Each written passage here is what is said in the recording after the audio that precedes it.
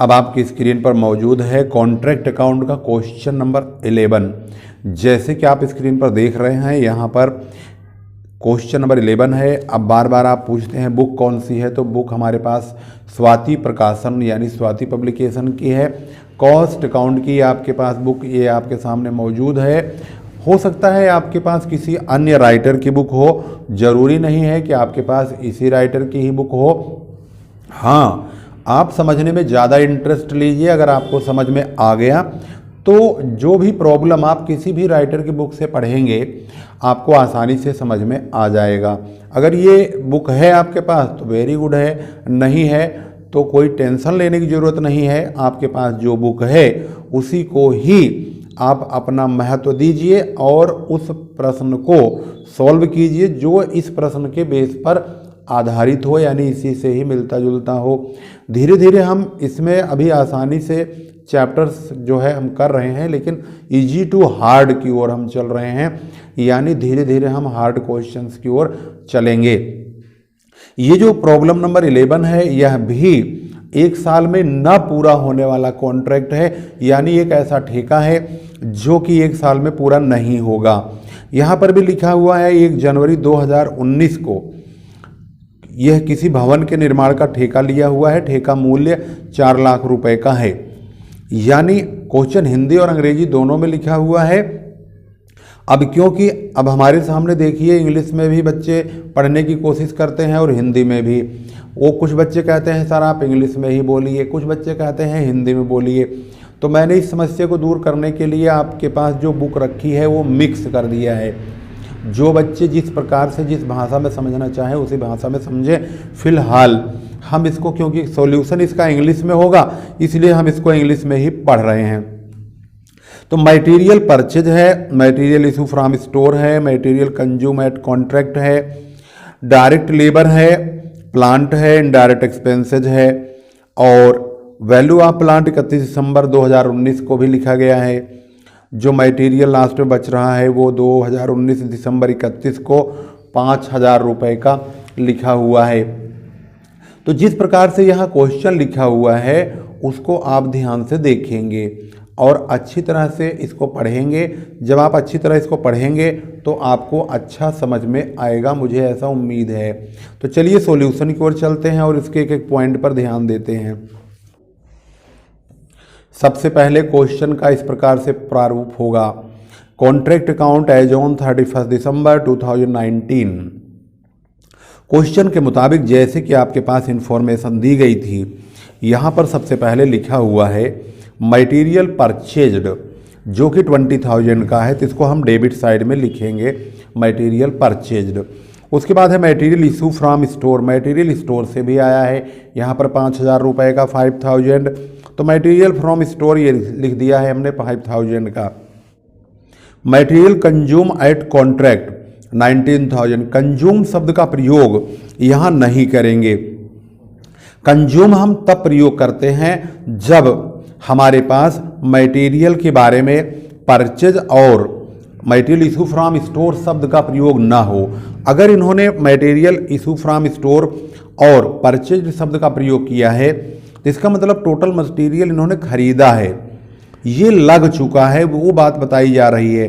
तो लग चुका है हमें नहीं यूज करना है, हमारे पास जितना मटेरियल शुरू में लगाया जा रहा है उसको लिखना है। तो परचेज को और मटेरियल इशू फ्रॉम स्टोर्स को हम डेबिट में लिखेंगे और जो मटेरियल इनके पास बच जाएगा उसको हम क्रेडिट में लिखेंगे। तो ये बचा हुआ मटेरियल यहाँ पर 5,000 का है जो कि क्रेडिट में यहाँ लिखा जाएगा बाय मटेरियल एट साइट के नाम से। यहाँ पर डायरेक्ट लेबर है जो कि यहाँ पर आपके सामने लिखा हुआ है 15,000 का, तो डायरेक्ट लेबर ये रहा 15,000 का। सभी खर्चों को डेबिट में लिखेंगे। अगला पॉइंट है प्लांट का जो कि 40,000 है, वो हमने यहाँ पर लिखा है टू प्लांट 40,000। यहीं पर इनडायरेक्ट एक्सपेंसेज भी नीचे लिखा है 10,000 का, तो इनडायरेक्ट एक्सपेंसेज ये रहा 10,000 का। हमारे सारे खर्चे लगभग 1 2 3 4 5 पाँचों हो गए हैं। इसके बाद क्वेश्चन में कहा जो प्लांट बच रहा है दिसंबर 31 को, यानी ये क्लोजिंग प्लांट का हिस्सा है, 30,000 रुपये। इन्होंने डेप्रीसिएशन काट कूट के जो है बताया है, यहाँ पर 30,000 का प्लांट बचा हुआ है, तो इसलिए हमने 30,000 क्रेडिट साइड में लिख दिया है।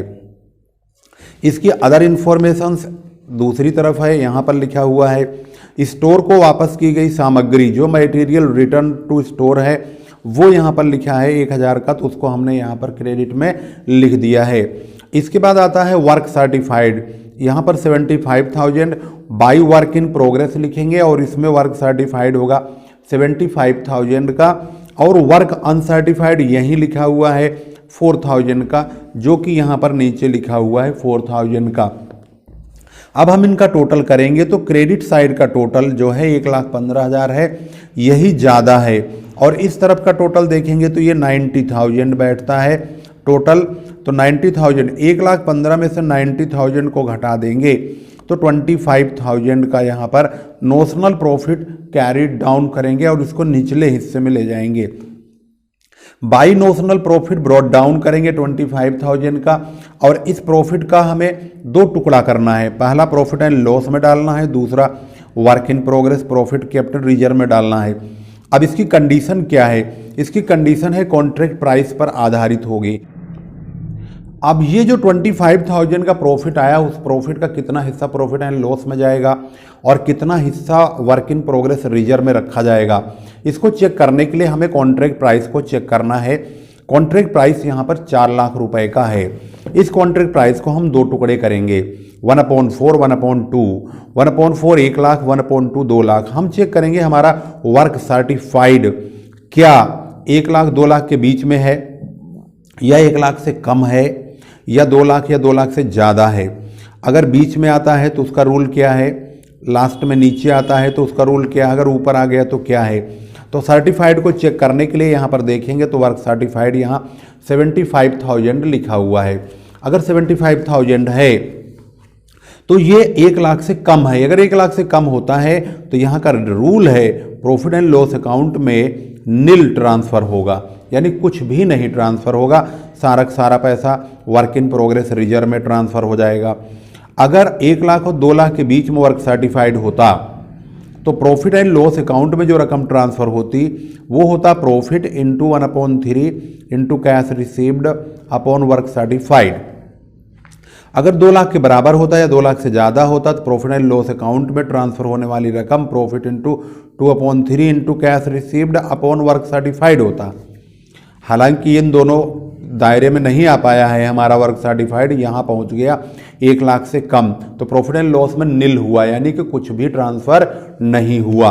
तो यानी कहाँ गया पैसा, तो हमने प्रॉफिट एंड लॉस में नील कर दिया और सारा पैसा वर्क इन प्रोग्रेस अकाउंट में 25,000 प्रॉफिट केप्ट इन रिजर्व में ट्रांसफ़र कर दिया, और दोनों तरफ से लिख के इसको बंद कर दिया गया है। इस प्रकार से क्वेश्चन नंबर 11 पूरी तरह से कंप्लीट हो गया। ये कॉन्ट्रैक्ट 1 साल में पूरा न होने वाला कॉन्ट्रैक्ट था। अगले सवाल में हम पढ़ेंगे 1 साल में पूरा होने वाले कॉन्ट्रैक्ट जो है वो नहीं होंगे, बल्कि वो कई साल तक चलेंगे। और इस सीरीज में हम क्वेश्चन नंबर 12 पर आ चुके हैं। तो यहाँ पर देखेंगे from the following particulars prepare contract account and work in progress account transferring reasonable profit to profit and loss account. यहाँ पर आप जो पढ़ेंगे कॉन्ट्रैक्ट को 1 साल में पूरा होने वाला कॉन्ट्रैक्ट नहीं पढ़ेंगे, बल्कि 1 साल में कंप्लीट नहीं होने वाला कॉन्ट्रैक्ट पढ़ेंगे, जिसमें कॉन्ट्रैक्ट प्राइस है 4 लाख रुपए, सर्टिफाइड वर्क है 1,20,000 रुपये, कैश रिसीव्ड है 90,000 90,000 रुपये, मटेरियल परचेज हुआ है 60,000 यानी 60,000, वेजेज पेड है 42,000, प्लांट इशू है 10,000 का, ओवरहेड चार्जेज है यहाँ पर 3,000 का, cost of work uncertified 10,500, materials in hand जो लास्ट मटेरियल बचा है वो है 5,000, डेप्रीसिएशन ऑन प्लांट 10%। इसको जब हम सॉल्व करेंगे तो स्टेप बाय स्टेप आपको ध्यान रखना होगा। सबसे पहले आपको इस तरह का फॉर्मेट रेडी करना है।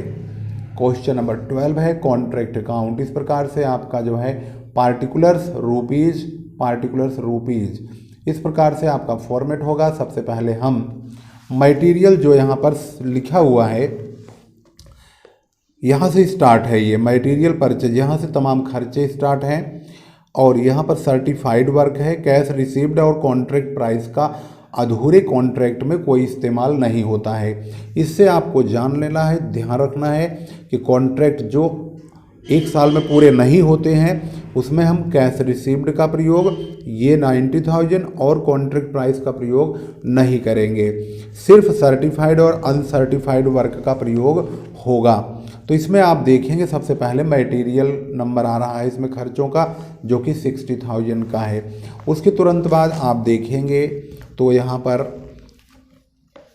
वेजेज लिखा हुआ है, वेजेज 42,000 का है। थोड़ा सा इसको बुक को पकड़ने में बड़ी दिक्कत हो रही है क्योंकि इसका जो प्रेशर है इस साइड का ये ज़्यादा है और ये इस तरफ भागता है। तो हम कोशिश करेंगे कि आपको इसको बहुत अच्छी तरह से समझा पाएँ। तो यहाँ पर आपको दिखा रहे हैं लगातार और इसका सॉल्यूशन भी। तो यहाँ पर हमने जो इस्तेमाल किया है वेजेज वो 42,000 है। इसके जस्ट नीचे प्लांट है 10,000 का, 10,000 का हमने प्लांट लिख दिया है डेबिट साइड में। उसके बाद 3,000 का ओवरहेड है, वही डेबिट साइड में यहाँ लिखा हुआ है। इसके बाद जो ऊपर सर्टिफाइड वर्क है तो उसको इस तरफ लिखेंगे बाई वर्क इन प्रोग्रेस की हेडिंग में, और वर्क सर्टिफाइड 1,20,000 का है, 120,000 का, जो कि यहाँ लिखा है। और वर्क अनसर्टिफाइड जो यहाँ लिखा कॉस्ट ऑफ अनसर्टिफाइड वर्क 10,500 यानी कि 10,500 का, उसको हम लिखेंगे वर्क अनसर्टिफाइड 10,500। जो हमारे पास यहाँ पर प्लांट आप देख रहे हैं 10,000 का, इस प्लांट पर यहाँ पर 10% डेप्रीसिएशन है। तो जो हमारा प्लांट बचेगा लास्ट में बाई प्लांट एट साइट 10,000 रुपये का 10% कम कर देंगे, 1,000 रुपये, और यहाँ पर 9,000 लिखेंगे। यहाँ पर आप 10,000 में से 1,000 रुपये घटाकर दिखा सकते हैं कि ये जो 9,000 है ये कहाँ से आया है। इसके बाद 5,000 का यहाँ पर मटेरियल एट साइट यानी मटेरियल इन हैंड है। जो मटेरियल बच जाता है उसको या मटेरियल एट साइट या मटेरियल इन हैंड के नाम से लिखा होता है, इसको हम क्रेडिट साइड में लिखते हैं मटेरियल्स इन हैंड के नाम से 5,000 का। अब हमारा काम होता है कंपेयर करके प्रॉफिट निकालने का। तो क्रेडिट साइड का टोटल आप देख रहे हैं ये 1,20,000, 10,000, 1,30 हो गया, और ये यहाँ पर देखेंगे 14,000 तो 1,44,500 यानी 144,500 क्रेडिट साइड का टोटल है। जबकि अगर डेबिट साइड के इन तीनों का टोटल देखेंगे तो ये मात्र 1,15,000 रुपये होगा, 1,15,000। तो 144 में से 115,000 यानी 1,44,000 में से अगर हम 1,15,000 घटाएंगे तो यहाँ पर प्रॉफिट आएगा। क्योंकि कॉन्ट्रैक्ट अभी पूरा नहीं हुआ है, इसको हम यहाँ पर प्रॉफिट एंड लॉस अकाउंट में डायरेक्ट ट्रांसफ़र नहीं कर सकते। इसमें कितना हिस्सा प्रॉफिट एंड लॉस में ट्रांसफ़र होगा यह तय किया जाएगा एक नियम के मुताबिक। इसको हम यहाँ टू नोशनल प्रॉफिट CD यानी कैरी डाउन करेंगे, अगले भाग में ले जाएंगे। By notional profit brought down करेंगे 29,500। इसके बाद to profit and loss account और वर्क इन प्रोग्रेस अकाउंट, दो भागों में प्रॉफिट बांट दिया जाएगा। अब कैसे हमने इस कैलकुलेशन को यहाँ पर दिखाया है, इसको एक रूल के मुताबिक आपको समझना होगा। सबसे पहले आपको करना क्या है, आपको ध्यान देना होगा कि कॉन्ट्रैक्ट प्राइस आखिर है कितना। कॉन्ट्रैक्ट प्राइस इसके दो टुकड़े करने हैं, 1/4 और 1/2।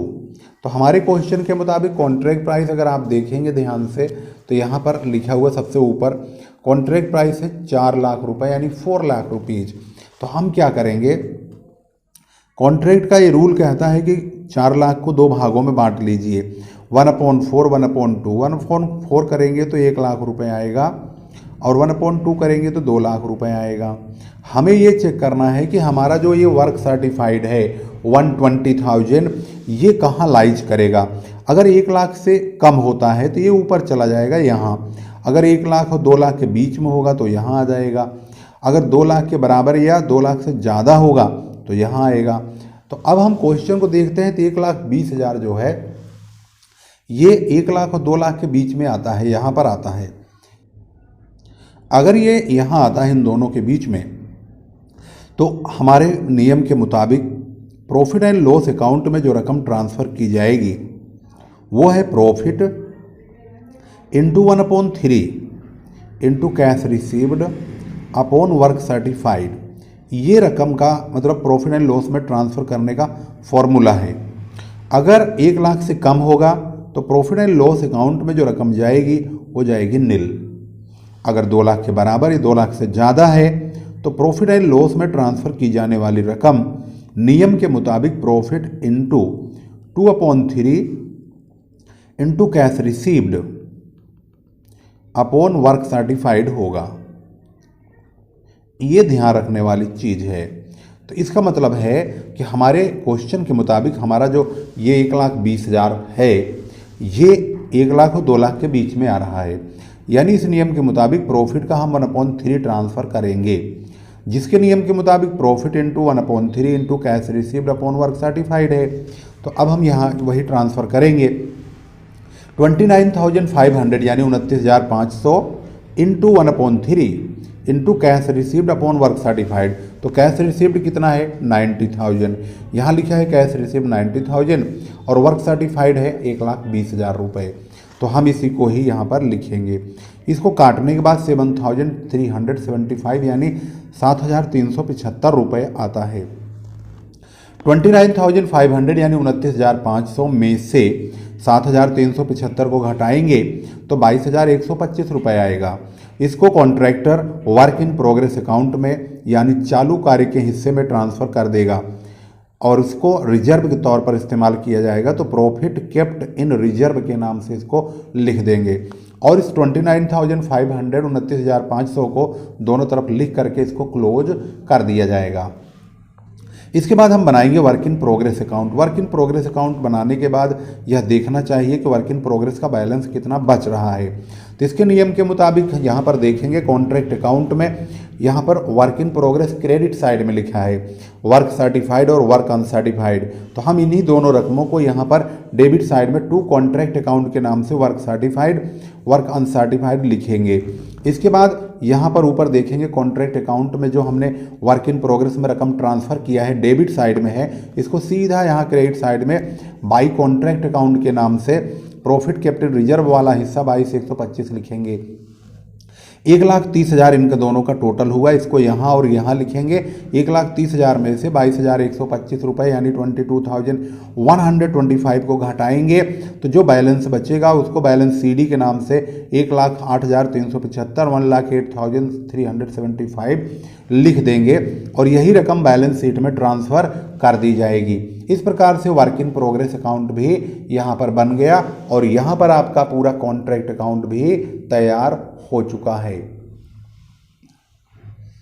इसके बाद अब हम बनाएंगे बैलेंस शीट। बैलेंस शीट में देखेंगे कि आखिर हम इन रकमों को कैसे दिखाते हैं, यह भी देखने वाली चीज़ है। सबसे पहले यहाँ पर बैलेंस शीट का एक फॉर्मेट आपके सामने है। इसमें लाइबिलिटीज रुपीज़ एसेट्स रुपीज़ लिखेंगे। वर्क इन प्रोग्रेस का वो बैलेंस जो 1,08,375 आया उसमें से हम कैश रिसीव्ड 90,000 को घटा देंगे, 18,375 आएगा, इसको यहाँ लिखेंगे। इसके बाद जो प्लांट हमारा बचा हुआ है कॉन्ट्रैक्ट अकाउंट के क्रेडिट साइड में जो हमने यहाँ लिखा है प्लांट और मटेरियल, इसको हम यहाँ पर एसेट्स की ओर लिख देंगे। और ये जो प्रॉफिट आया हुआ है 7,375 ये हमारा यहाँ पर लाइबिलिटी साइड की ओर प्रॉफिट एंड लॉस के नाम से दिखा देंगे। क्योंकि बैलेंस शीट में ट्रायल बैलेंस तो बना हुआ नहीं है हमारे पास, इसलिए बैलेंस शीट दोनों तरफ मिलाई नहीं जाएगी। इसको यहीं पर ब्रेक कर देंगे, यहीं पर रोक देंगे। इस प्रकार से ये सवाल मिल चुका है। अब इसका सॉल्यूशन मैच कर लेते हैं। तो यहाँ पर आप देखेंगे जो प्रॉफिट हमने नॉशनल प्रॉफिट अर्न किया है 29,500 हो गया और ये 7,375 प्रॉफिट एंड लॉस में ट्रांसफ़र हो गया और balance of work in progress जो हमारा बचा है 1,08,375 हो गया। प्रॉफिट जो हमने रिजर्व में ट्रांसफ़र किया 22,125 हो गया। तो यहाँ पर आपको हम सारी रकम दिखा चुके हैं जो कि हमारा यहाँ प्रॉफिट हो गया, प्रॉफिट एंड लॉस में ट्रांसफ़र हो गया और वर्क इन प्रोग्रेस हो गया और ये वर्क इन प्रोग्रेस का बैलेंस हो गया। तो ये इस प्रकार से पूरा क्वेश्चन कंप्लीट हो चुका है।